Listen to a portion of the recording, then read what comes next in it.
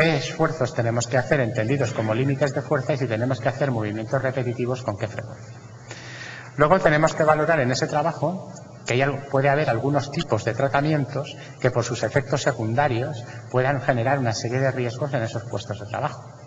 Si tenemos a alguien que requiere una atención y está tomando medicamentos que disminuyen esa atención, pues podemos contraindicar la realización de ese puesto de trabajo.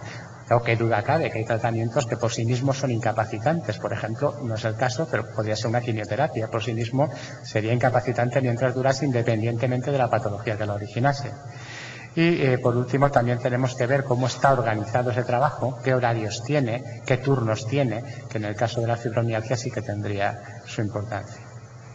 Y por último, ver por qué se puede agravar el trabajo, qué contaminantes tenemos en ese puesto de trabajo que puedan llevar a agravar esa patología. Contaminantes físicos, químicos o biológicos, o bien la propia estructura del trabajo. Estructura entendida, pues, como la organización, como el horario, los imprevistos, las incertidumbres o simplemente cómo manejamos las relaciones en el trabajo. Los requerimientos específicos de determinados puestos de trabajo, como pueden ser los conductores, los maquinistas del ferrocarril, los pilotos aéreos o los trabajadores que manejan una maquinaria especial, tienen unos requerimientos muy concretos por el tipo de trabajo que realizan o bien porque el trabajo sea de actividad de riesgo para él mismo o terceros relacionados con el trabajo. Bueno, pues teniendo en cuenta todo esto, tenemos que valorar. ¿Y cómo vamos a valorar? Pues vamos a valorar, en primer lugar, teniendo en cuenta los antecedentes de esa persona, realizándole una anamnesis, es decir, realizándole una historia clínica, aquello que decía Marañón, que el mejor instrumento para valorar a un paciente es una silla y tiempo. Entonces, te sientas y preguntas. Realizas una exploración. La exploración tiene un problema. Cuando viene un paciente a vernos a nosotros, carece de alianza terapéutica con nosotros. ¿Qué es esto? Cuando cualquiera de nosotros va al médico, le va a contar la sintomatología que tiene, todo lo que le pasa, porque espera obtener un beneficio de esa relación médico-paciente, espera obtener un diagnóstico o espera obtener un tratamiento o ambas cosas. Cuando un paciente viene a ser valorado, de nosotros no espera obtener un diagnóstico, ya lo tiene. De nosotros no espera tener un tratamiento, ya lo tiene. De nosotros lo único que espera a lo mejor es la denegación del acceso a una prestación. Con lo cual, a la hora de valorar la sintomatología, no estoy diciendo que sistemáticamente se nos mienta, pero tenemos que ser conscientes de la situación en la que estamos. Ese discurso, ese contar de sintomatología, no va a tener el mismo correlato o el mismo valor que puede tener cuando lo hace a su médico de atención primaria o a su médico de atención clínica. ¿Cómo obviamos nosotros esto? Pues lo obviamos a través de las pruebas complementarias y de los informes clínicos. Los informes que nos vienen de los clínicos y de las pruebas complementarias que nos permiten objetivar qué le pasa a esa persona, cuáles son sus limitaciones y cuáles son sus problemas. Todo esto nos lleva a que podamos establecer cuál es su afectación funcional, cuáles son esas secuelas, cuál es ese síndrome que hemos dicho de limitaciones que es el que nos va a permitir establecer los grados funcionales hasta dónde esa persona es capaz de desarrollar su puesto de trabajo. Bueno, visto esto de manera general, vamos a entrar en el apartado de la fibromialgia. ¿Qué pasa en el caso de la fibromialgia? Pues que el diagnóstico es eminentemente clínico. Ya lo hemos visto esta mañana, no voy a entrar de nuevo en la clínica de la fibromialgia y después van a seguir incidiendo en el tema clínico. La etiología, con lo que sabemos hasta ahora, pues no la tenemos establecida. ¿Por qué sucede la fibromialgia? Pues hasta este momento, pues estamos un poco en líneas de investigación, pero no sabemos por qué hasta este momento. Y el tratamiento, todos sabemos que la efectividad es escasa y muchas veces depende de qué persona nos estemos refiriendo y en qué momento estemos.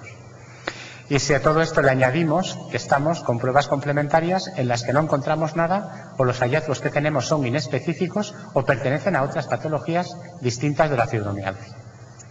En esa situación, lo único que nos queda para poder valorar fundamentalmente son una serie de síntomas cardinales limitantes que serían el dolor, la fatiga, los trastornos del ánimo y la afectividad y los trastornos del sueño, que desde el punto de vista de la valoración de la capacidad laboral son muy importantes. Eso nos lleva a que establezcamos, como hemos dicho antes, un patrón valorativo que en el caso de la fibromialgia no es único. La fatiga como síntoma fundamental y el dolor como síntoma accesorio y asociado a esos trastornos del ánimo, a esos trastornos del sueño, que no sabemos qué es antes, y el dolor que no deja descansar o lo que no deja descansar que genera más dolor, ¿no? En esa situación no es especialmente ese síndrome secuelar, por así decirlo, no es único de la fibromialgia, sino que se comparte en gran medida con la fatiga crónica, con el síndrome de fatiga crónica, que son enfermedades distintas, pero las limitaciones son muy similares, o con lo que conocemos últimamente como el síndrome de hipersensibilidad química múltiple. Entonces nos da un patrón subjetivo, un patrón de sintomatología muy similar. Eso nos lleva a que le vamos a aplicar el esquema que hemos visto antes, el esquema general, que voy a pasar a desarrollar a continuación. En primer lugar, la capacidad de esfuerzo. Capacidad de esfuerzo física que vendrá limitada por la fatiga fundamentalmente y por el dolor. Capacidad de esfuerzo mental y psíquico que vendrá muy limitada por los trastornos del ánimo, por los trastornos del sueño y por la imposibilidad del descanso. Porque tenemos que tener todos en cuenta que cada vez que nos exponemos a unos requerimientos de nuestra tarea habitual, por muy sencilla que ésta sea, vamos a tener una serie de manifestaciones no patológicas debidas a las cargas de trabajo que soportamos. Bueno, esa es la definición académica de fatiga, que en sí no es patológica, siempre y cuando se recupere mediante el descanso adecuado. Si empezamos a no recuperarlas, entonces empezamos a tener problemática.